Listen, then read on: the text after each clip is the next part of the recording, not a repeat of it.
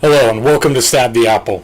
Today we're going to have an in-depth look at the basics of Warframe. Now it's been a while since the last videos we did, so quite a few things have changed, and in some cases only a few minor things have changed. Now this guide is going to be specifically to give new players a overall view of everything there is to know about Warframe when you're starting.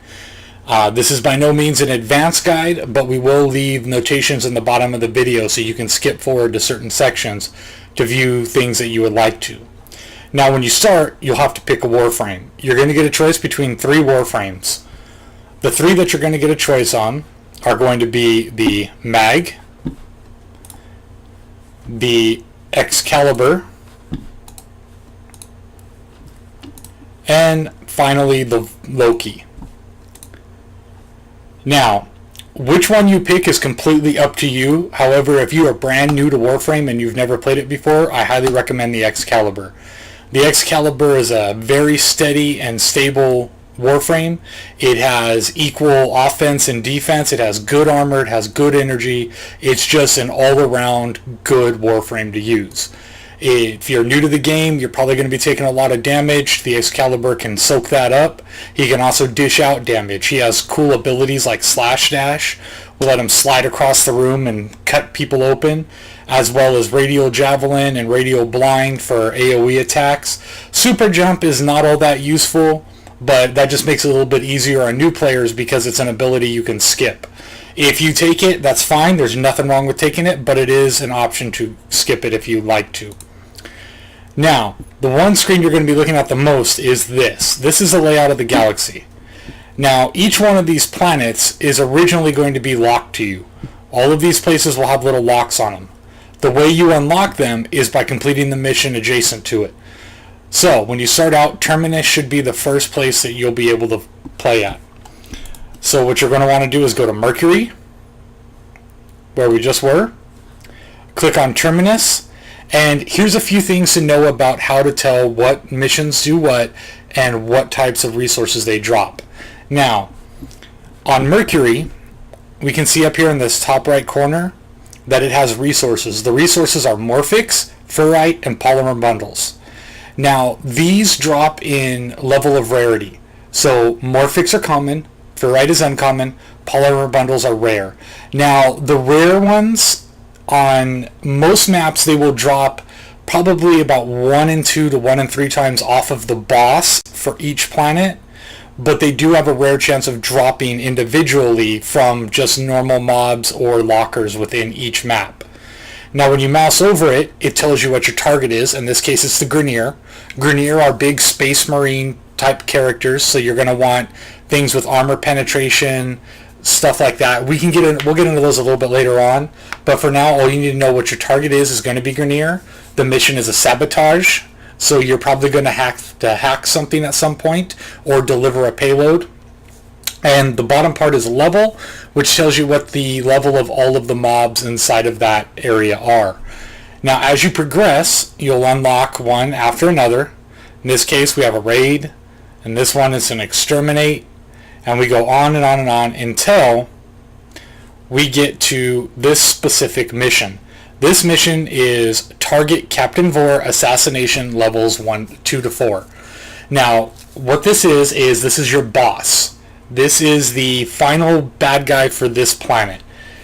They're usually at the end of a map.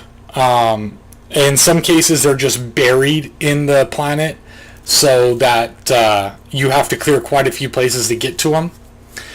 Captain Vor drops the Kronos blueprint, which is a one-handed sword. It's a long sword that you can craft. It will be the first weapon that you'll probably have the blueprint for to craft. We'll get into that a little bit later.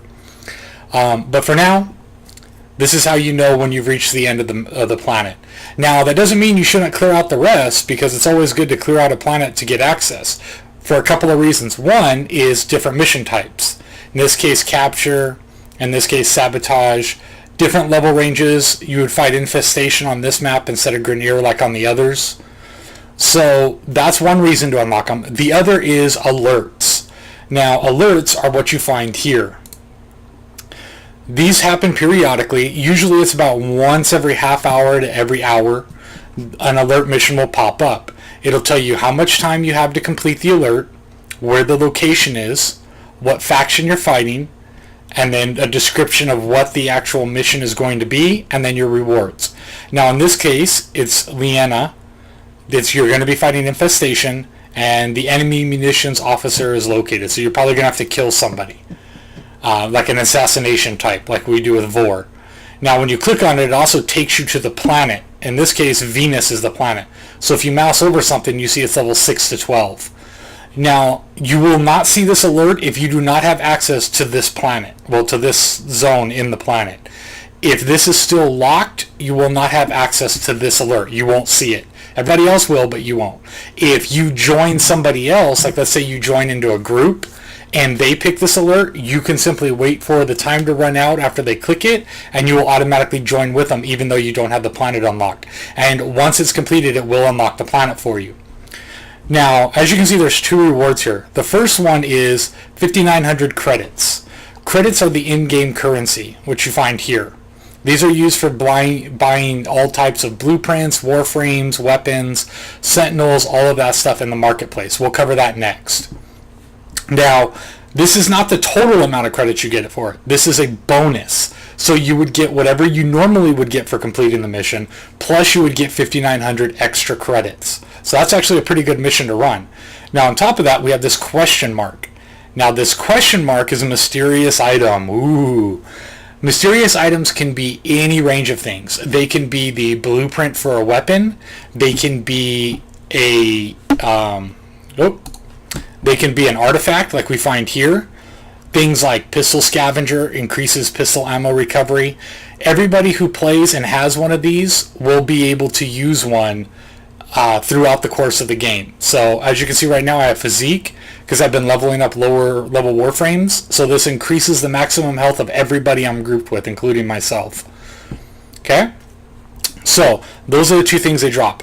Now, a pro tip, if you have a Twitter account, subscribe to Warframe alerts, and whenever a new alert pops up, if there's a question mark for it, they will tell you exactly what your reward is going to be. Whether it's a blueprint for a weapon, an artifact, a skin for a weapon, it'll tell you on the Warframe alerts Twitter. So I highly recommend doing that. Even if you don't have a normal Twitter account, make one, follow just Warframe alerts. It'll save you a lot of time. Because sometimes you'll go in, you'll get the same thing more than once, and then it sucks. Now, for the marketplace. As you can see, there's 2 types of currency. There's credits and there's platinum. Platinum is got by purchasing either founders packs or buying it with real life money. That's how you get it here. I believe it's 75 platinum per $5 USD. Now, when you have that, you can buy things. In the bundles, you're only going to have things that come packaged together. So in this case, they have Dead Silence for the Banshee, so you would get the Banshee Warframe plus its alternate helmet, plus the bow, plus a weapon, melee weapon, and a couple of boosters for 611 platinum. Currently, the best deal for platinum is to just get a Founders Pack. They do not have a $20 option for Warframe, so if you buy the $10 option of platinum, if you're going to buy it more than once, just get the $20 Founder Pack, because you're going to come out with, I think it's an extra 40 platinum at the end, which is very useful. Now, as you can see, some of these have different prices. 30,000 credits or 40 plat. Now, what this does is if you bought this, you would get a different mag avatar and a different Ash avatar. It's mainly just the helmets that change. So they're purely cosmetic. They don't really do anything for you other than make you look different. Every single Warframe in the game can be made by using a blueprint. Blueprints can be purchased for 25 to 35,000 credits. That's all in-game money. You do not need to spend real-life money, but you can spend platinum to buy them. Most of them are fairly reasonably priced. Now, we'll get into a little bit more on blueprints in a minute. Also, with weapons, same thing. You can purchase every single weapon either flat out, already made, with credits or plat, Or you can buy the blueprints for credits for other weapons and just build them yourselves. Now, this means that you can get every weapon, every Warframe in the game without spending real life money.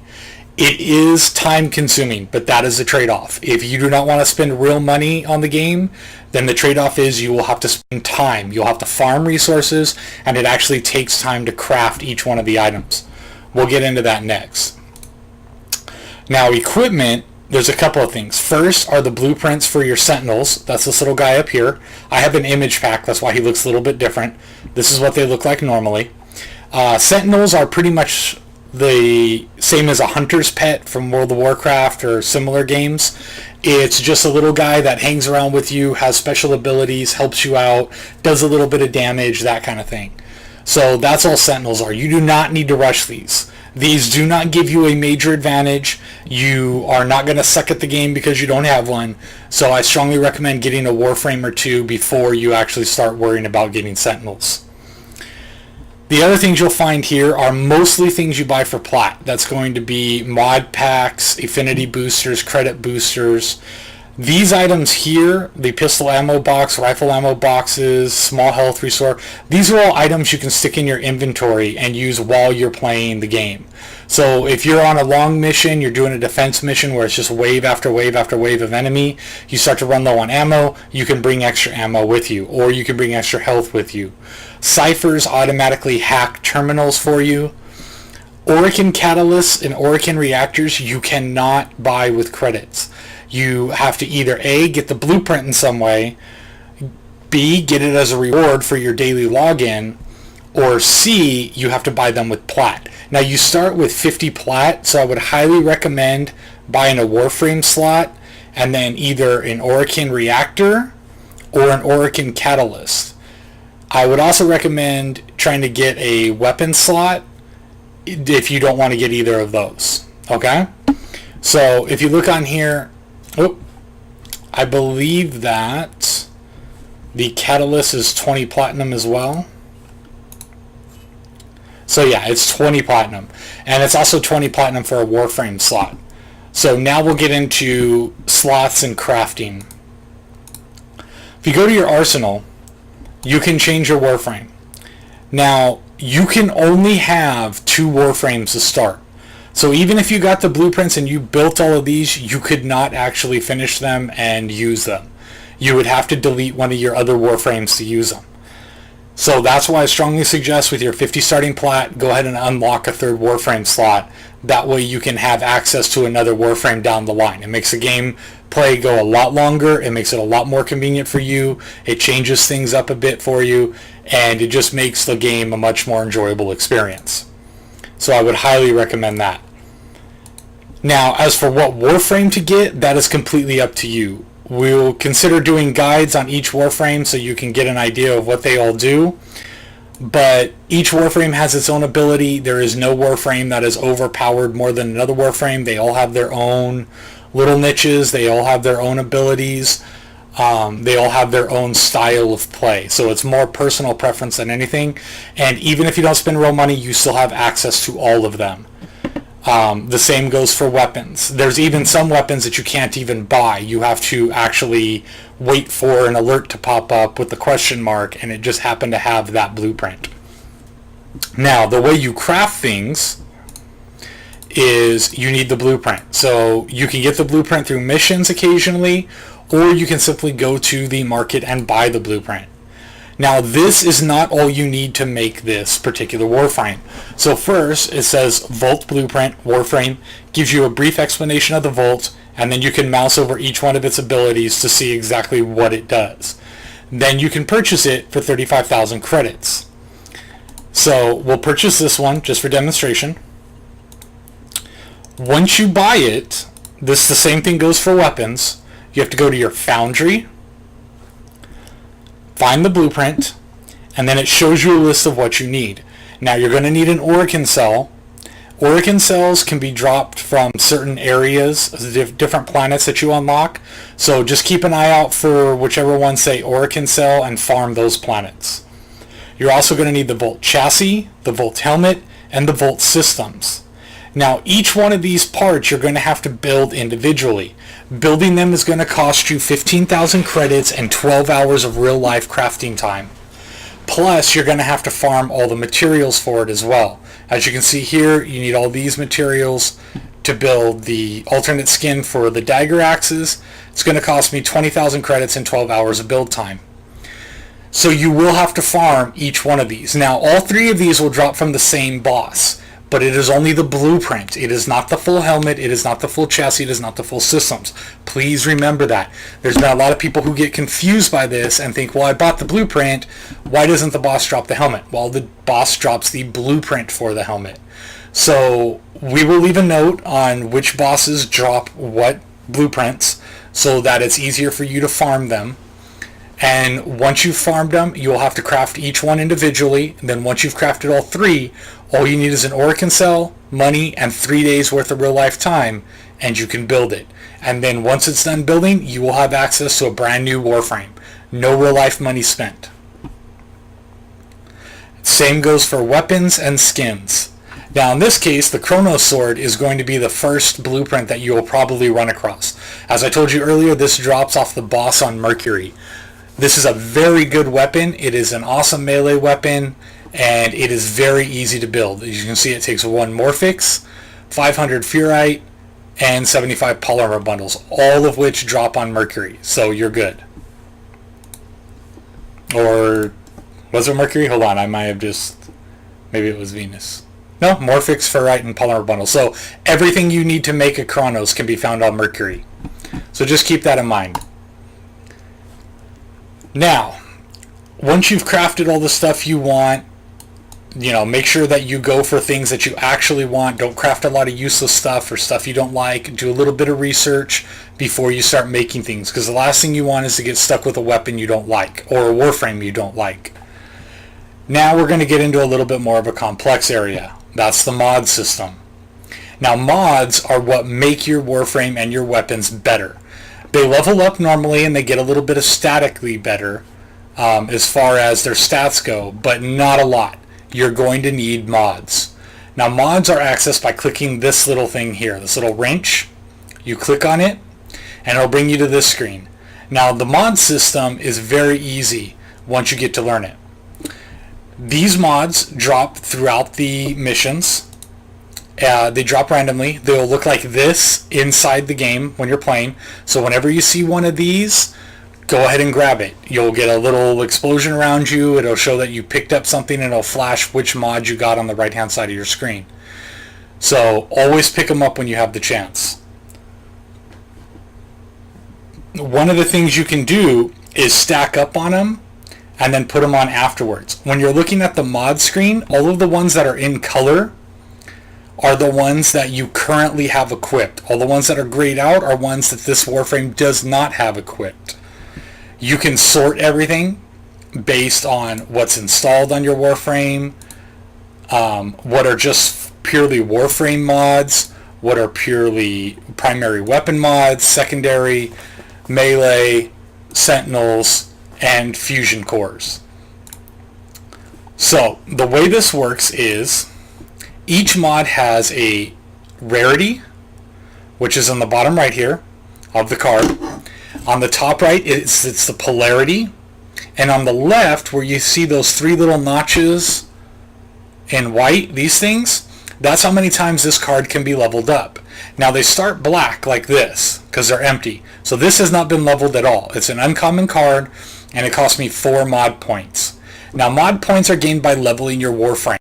They go to a 1-to-1 ratio, unless you have an Orokin unlocked. If you have an Orokin reactor, you can unlock your Warframe, and that doubles the amount of points that you get. So in this case, my Frost is level 30, so if I was not unlocked with an Orokin reactor, I would only have 30 points worth of mods. And that's all of these add up is what goes towards my installed mod cap. Once this Orokin reactor unlocked, I have access to 60 points. It literally doubles how many points you can have in your Warframe. Now, that helps a lot, but it is not necessarily overpowering. All it means is if you don't have the money to unlock it, then you just have to be a little bit more picky-choosy about where you want to focus. On this particular Warframe, you can see by the mods that I have a little bit of everything.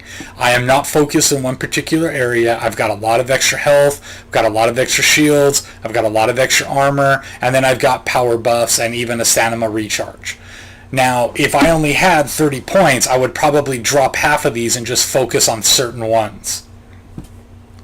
So always remember the value of the card. That's this number on the right hand side.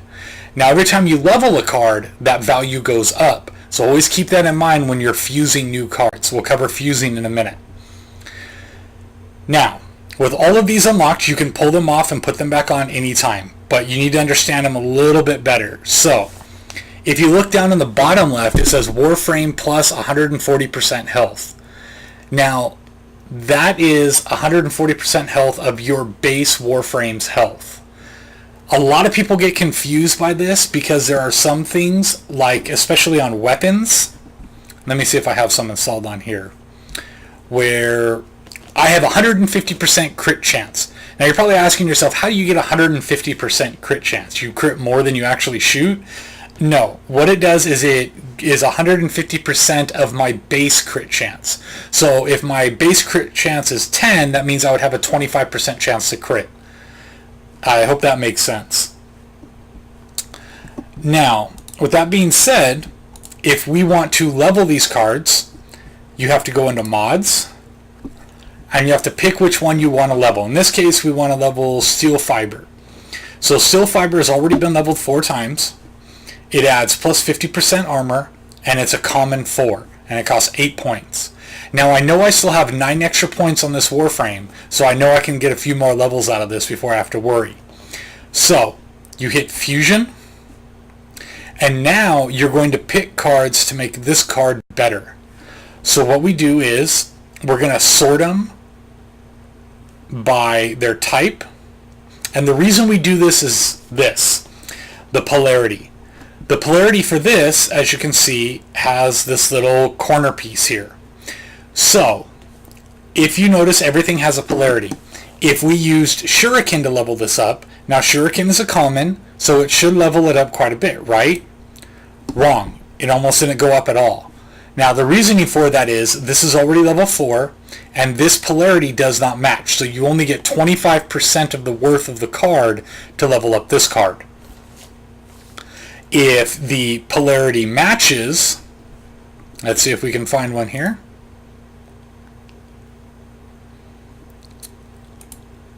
Got some V's, fusion, fusion.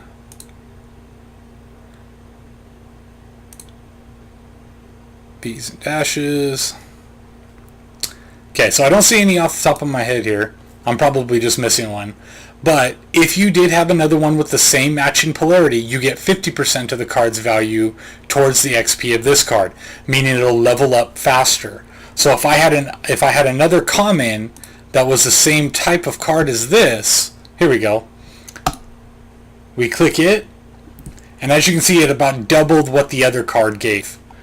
So keep that in mind when you're leveling. Now, the easiest way to level cards and mods is to simply find another one with the same name. If you find a card with the same name, what happens is you get 100% of its value. So in this case, North Wind. We'll hit Fusion, and then we'll pick another North Wind, leveled at 1 level by itself. Now, it takes double the XP per level. So at 1 it would take 1, 2 it would take 2, 3 it would take 3, so on and so on and so on and so on. Actually, 3 would take 4. And you're always going to get the best value out of using the same exact card to level up the same card. Always keep that in mind. We have another Northern Wind, fills it up by half. If I had a 4th Northern Wind, we could level this up to level 2 with just those 3 cards. Now, if I tried to use something else that didn't match the polarity, as you can see, we have to use quite a few cards before we even hit level 1. So when going for efficiency, you're always going to want to use the same name if possible. Also keep in mind that every time you pick a card, it costs money to fuse it. So if you pick a similar card, it costs you 600 credits, and it'll raise the fusion rating by 1. If you pick an unmatching card, same price, does not level it. So always keep that in mind. Now, fusion cores are a little bit different. Fusion cores, as you notice, they do not have a polarity. That's because they count as the same polarity that you have, but they do not count as a copy of the card. So this would count as a common 3 with this polarity. And it doesn't matter what card I put in here, it will always count as that polarity. So even if I change it to this polarity, hit fusion, use the same card, same amount of experience every single time. So that's what fusion cores are for. However, if you notice, instead of 600, it cost me 750. Fusion cores cost you more money in the long run, but that's the trade-off. You get more XP, but it costs you more credits. Okay, I hope that's been helpful. Now, once you've leveled them, you can put them in here. Now, if you notice, some of these have a little blue polarity. What that means is the slot that the card is in has a matching polarity. And when you match the polarity of a card with the slot, it gives it a half point cost lower. So in this case, any card that I put in with that polarity, this is 8, now it's 4. Because it's in a matching polarity slot. Goes from 7 to 4. Actually, get a much better deal if I do this. So, it's about the same actually. So always keep that in mind when you're leveling. Every single Warframe is going to have the 4 ability slots, which are the ability mods, which are these little dashes. So ability, and then 2 extra slots here that are going to be either the same polarity or different polarities. The only exception would be the Excalibur Prime, which has a 3rd polarity slot here. The Excalibur Prime can only be got through a Founder's Pack, though. So, that should cover mods pretty well. Next, we'll go into Sentinels. Now, as I said before, Sentinels are pets. They pretty much act as a miniature Warframe. So, it has its own abilities: Ghost, Regen, Guardian, and Revenge. You equip mods to them just like you do anything else. The mods are their own special type. It's this little one with a dash. And then they have some other mods that are fairly common, which are, in this case, it's got the little corner piece on it. So these level up exactly the same as your Warframe and your weapons, only they only have the 4 ability slots. 1, 2, 3, 4 for their mods. That's the only polarities they get. They do not get polarities in here, which means you're always going to pay full price for them. Now, mine is Oricon unlocked. It is not necessary to unlock a Sentinel. If you buy them straight from the store, they automatically come unlocked, which is a nice little bonus, but as you can see, I still have 20 points to spend. At the moment, there is not a whole lot to pick from as far as mods go. I guess if I max a few of these out, I would have to be a little bit more picky, but I've never really found the need to do that. Also, you can put mods on their weapons. The Shade gets a laser pistol, and the Worm gets a laser rifle. So, I hope that's been helpful. Finally, we'll go into the chat area. Now, chat is a little cumbersome in this game currently. You click contacts and it'll bring up your contact list. This is anybody that you've sent friend requests to or have friended you in game. They're going to be here. You can right click them. You can send them a message this way. You can join their session. Like if they're already in a mission, you can go ahead and join them. You can remove them from your list, invite them to a clan, or just view their profile.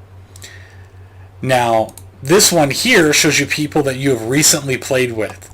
These can be random people, they can be friends, it's just whoever you ran missions with not too long ago. The final tab is your clan tab.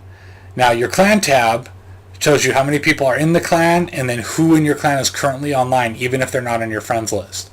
You can do the same things with these people as you can do with anybody in your friends list. You can right click and you can view their profile, you can expel them from clan if you have the rights, or you can promote them in the clan if you have the rights.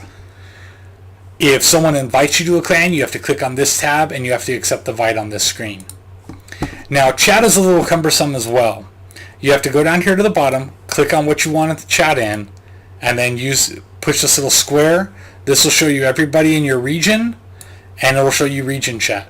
Clicking on the clan tab will show you clan, and clicking on the other tabs like squad and council will show you their respective tabs.